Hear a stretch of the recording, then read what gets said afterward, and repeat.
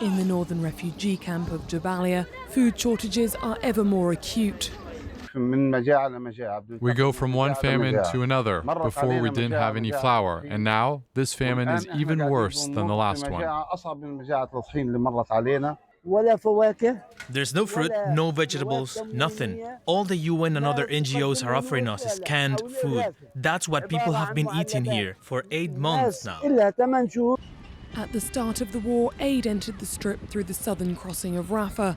But since the city became the focus of Israel's ground offensive, the border crossing with Egypt has been closed, and aid organisations are scrambling to send convoys through the other available crossings, such as the northern Erez crossing, through which some fuel supplies have entered, and southern Kerem Shalom, an aid route compromised by fighting in nearby Rafah.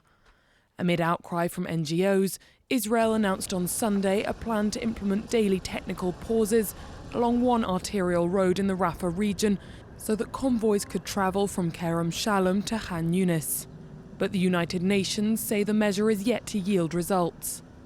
Overall, we, the UN, can say that we did not see an impact on the humanitarian supplies coming in since that, I will say, unilateral announcement of this technical pause.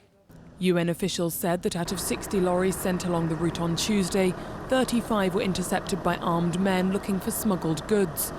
As local police forces have become targets of the Israeli offensive, many now refuse to serve, and humanitarian convoys are not protected as they once were. Meanwhile, the American humanitarian PEER project has been damaged by bad weather and has failed to make up for the shortfall. This as 1.5 million Gazans have been displaced by the war, 3/4 of whom live in food insecurity.